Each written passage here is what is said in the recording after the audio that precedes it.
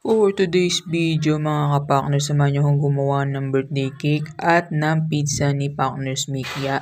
At syempre samahan natin ng konting kwentuhan tungkol sa kanya. Kaya panoorin niyo ito mula umpisa hanggang dulo.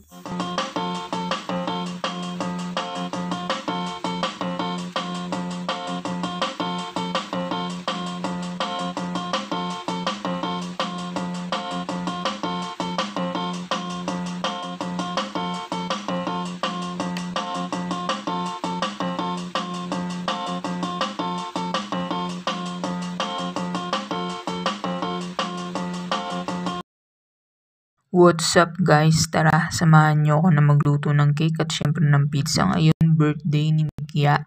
So, 33 years old na siya guys. At syempre, konting kwentuhan tayo mga ka-partners. Ibubuking ko sa inyo si Mikya. Kung anong klase talaga siyang tao. Kaya kung gusto niyo siyang makilala guys, panoorin niyo tong video na to. Mula umpisa hanggang dulo, samahan niyo ako sa paggawa ng cake at ng pizza guys.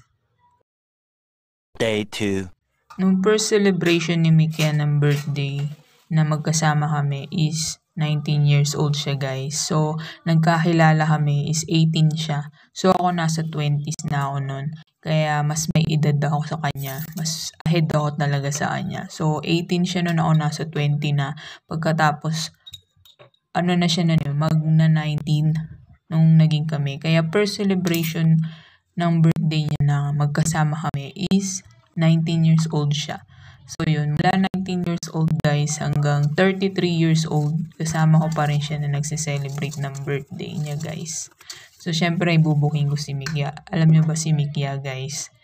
Ano yan parang napakasimpleng tao lang. Diba? Napakasimple lang niya. Nung first time na gusto ko siyang date nun, tapos syempre magkatrabaho kami, tapos niyaya ko siya mag-date. Yung sahod ko, hindi ko ginastos para ma-date ko siya sa magandang kainan or sa magandang restaurant, sa masasarap na pagkain. Tapos kung ano yung gusto niya, mabibili ko. Kaya inipon ko yung sahod ko para may maganda kaming date.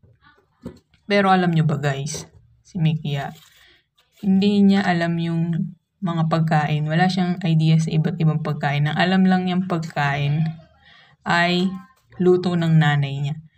Kasi hindi naman daw sila bumibili ng karinderya. Sa karinderya, I mean. So, yun guys. Nasa sobrang simple niya guys. Alam nyo ba nung dinaanan na namin lahat ng resto. Wala siyang napili doon. Alam mo kung anong gusto niya? Spaghetti ng Jollibee guys. Alam mo yung inipunan mo ng bongga. Tapos ang gusto niya pala, spaghetti lang ng Jollibee, di ba? Tapos, ang laki pa ng sobra, di ba? Kasi ang spaghetti nung that time is 49 lang ata o 45. Basta, ang mura lang, tapos may drinks na, di ba? So, yun yung kinain niya. Tapos sabi ko, gusto mo ba ng sizzling? Gusto mo ba ng sisig? Ano yan? Hindi ko alam yan. Ganun, bla bla bla. So, marami siyang hindi alam na pagkain. So, ayun na nga. Parang nasimplehan ako sa kanya, di ba? Yung parang i-date mo, tapos ang gusto lang niya is spaghetti. Spaghetti tapos may juice lang. Baga masaya na siya doon. Tapos ang dami pang tao nun ng Jollibee. Kaya ang ginawa namin, tinikot namin yun. Tapos sa food court kami kumain. Tapos sabi ko, may gusto ka ba dyan sa food court? Mga sizzling or what? Hindi daw niya nga yun alam. So hindi daw siya kumakain nun. Siyempre, kung ano na lang yung gusto niya kainin, yun na lang, di ba? Hindi ko na pinilit. Diba? At least may sukli tayo, di ba? Ang laki ng sukli natin. Kasi ito ba guys, alam nyo ba si Mikya guys, hindi yan multitask na babae. Hindi siya multitasking or flexible. Diba alam nyo yung mga babae or yung tulad yung nanay natin, kaya nilang magluto habang naglalaba, nagpa-plancha, ganon. Si Mikya, hindi niya kayang gawin yung ganong bagay. Kung sakaling nagtatrabaho siya, magtatrabaho lang siya, hindi siya maglalaba, hindi siya maglilinis. Kahit work from home siya, hindi niya kayang gawin yung pagsabay-sabayin. Naapo ko siya sa isang bagay kasi parang hindi siya nakaka-focus sa isang bagay kapag gagawin niya yung gagawin niyang magmumultitask siya or maging flexible yung katawan niya. Hindi siya nakakapag-focus sa isang bagay. Asahan niyo na hindi niya magagawa yung bagay na yun, hindi siya makapag-focus doon kung pipilit pipilit ko na maging multitask siyang babae, guys. Kaya siya, kapag nagtrabaho siya, workaholic siya, wala siyang panahon sa akin talaga. Kumbaga, wala siyang panahon mag-asikaso. Hindi niya ako kayang lutuan. Hindi niya ako kayang paglaba or what, di ba? Kumbaga, nakapokus lang siya. Kumbaga, parang sample lang, kunwari. In-invite niyo siya sa LS. Punta naman sa LS ko, ganun. Hindi niya yun kayang gawin. Kasi, siya yung tao na nakafocus lang sa isang bagay. Kung nagtatrabaho siya, hindi niya kayang magbukas ng ibang gadget para lang, kahit sabi mo panonoorin lang niya yun, hindi din niya kayang manood ng movie habang nagtatrabaho, ganun. Talagang as in nakafocus lang siya doon. Yun, ganun siyang klaseng tao. Pero napaka-pure ng puso niya. Alam niyo ba guys na 3 years akong hindi nagtrabaho at siya lang yung may trabaho. Pero kahit kailan, hindi ako nakarinig sa kanya ng pangmamaliit, panglalait, or nakarinig na magtrabaho ka naman. Nahihirapan ako, 'di ba yung ganon?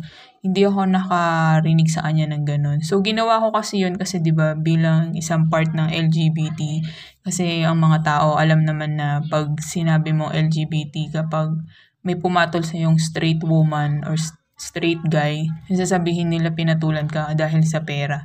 'Di ba? So, ginawa ko yun para makita rin ng parents ko na hindi ako nagustuhan ni Mikya dahil meron akong pera, meron akong trabaho. Pinakita ko sa kanila na ginusto niya ako bilang isang tao, hindi dahil kung anong meron ako.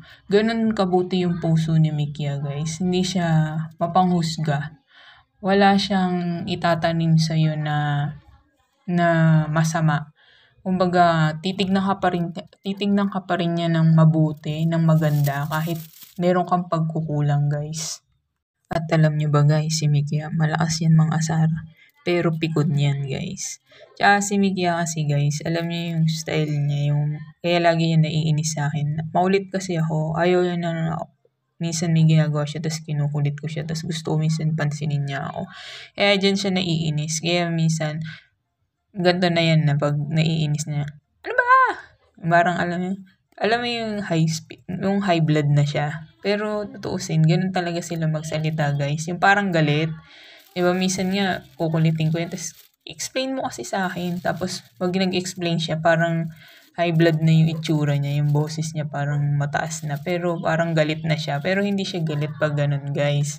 Ganun lang talaga siya. Kumbaga nakuha niya yung ganun pagsasalita. Yung mana niya sa tatay niya. Halos lahat sila ganun. Yung guys, kala mo nag-aaway sila or galit sila pag nagsasalita sila. Pero nag-explain lang sila. Lalo na pag may papa-explain ka sa kanila. Tas, di ba parang bigla na, hindi nga kasi, yung ganun, di ba? Hindi nga kasi, sinabi ko na nga ganun. Pero hindi sila galit na parang, kalma na nila yun. Ayaw lang kasi niya ng paulit-ulit minsan mag-explain, di ba? Kaya minsan parang mapapansin niyo pag nagsasalitan siya, parang inis siya. Pero kasi siya parang transparent. Hindi niya matatago yung emosyon niya. Pag naiinis siya, pag nagagalit siya, magagalit talaga siya. Pag naiinis siya, maiinis talaga siya.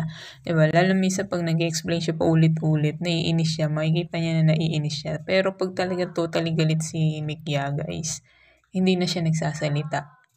Wala ka ng kahit anong maririnig sa kanya, guys. Kumbaga tahimik na. Tapos na, ayaw niya na ng kahit ano. Ganon siya. Yun. At alam niyo ba si Mikya, maraming manligaw yan, guys. Hindi niyo mabibilang sa 10 daliri niyo at 10 daliri ninyo sa paa na nanliligaw yan. Noong panahon na kasabayan ko sa mga panliligaw, guys. Sobrang dami nanliligaw. May matanda, merong may asawa na at may anak na. Meron naman isang grupo sila ng wild truck na company. Pumupunta yan sa resto namin. Tapos yung pinaka big boss, type na type yan. Tapos meron yung mga tauhan, type din siya. Pero syempre, give na sa big boss kasi si big boss type talaga siya.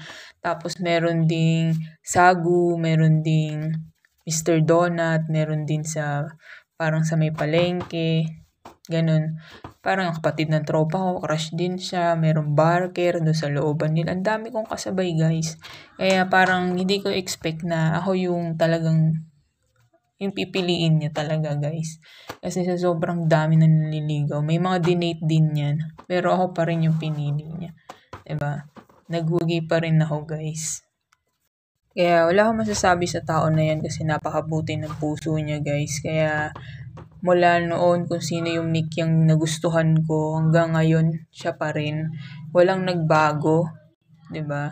Baga matigas ulo niya, matigas na talaga ulo niya, pero yung puso niya napakalambot, napakabuti, napakabuti ng pagkatao niya, guys. Ayun. Mahirap siya mahalin pero napakasarap niyang mahalin. Dahil hindi siya perpekto, pero alam niyo yung hindi lang siya maganda eh. Pati yung kalooban niya guys. Diba? Ang sarap niya, at saka ang sarap niyang pagsabihan ng problema at ng sikreto guys. Kasi asahan niyo kung ano yung sinabi niyo sa kanya, mananatiling sa kanya lang yun. At hindi niya yun sasabihin kahit kanino man. Diba? Kaya yun lang yung, pareho naman kami. Ganun yung style namin. Kaya din siguro nagtagal kami. Hindi kami matropa. Kami lang sa isa't isa yung magkaibigan. Wala kaming ibang pinagkatiwalaan. Kung hindi kami lang sa isa't isa. Siguro kaya rin kami nagtagal ngayong 15 years, di ba? Magpi 15 years. So, yun. At, guys, alam nyo ba na masarap regaluhan si Mikya? Kasi presensya nyo lang ma-appreciate niya yun. Hindi niya kailangan ng material na bagay. So, syempre, hindi siya masyadong mamaterial. Pero pag nabigyan mo siya ng kahit anong bagay, guys, na-appreciate niya yon.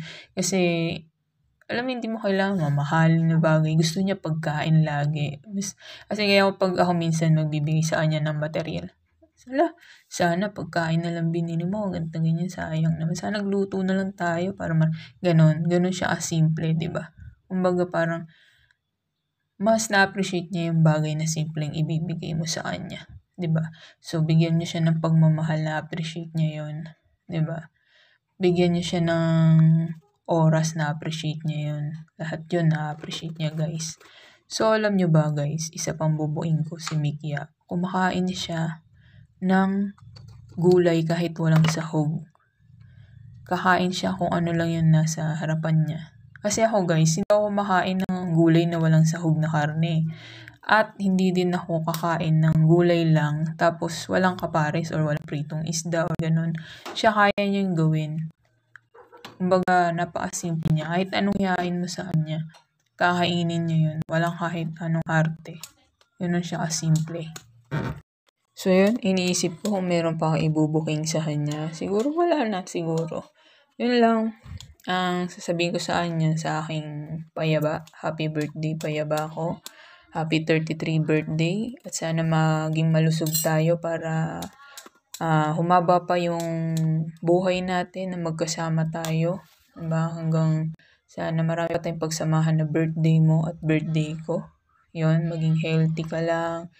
Kumbaga, maging malakas ka lang. At yun, maging strong ka palagi. Yun. Nandito lang ako sa iyo para suportahan ka palagi. At hindi ka iiwan. Pangako yan, di ba? Kaya palagi kang mag-ingat. Happy birthday and God bless you, syempre.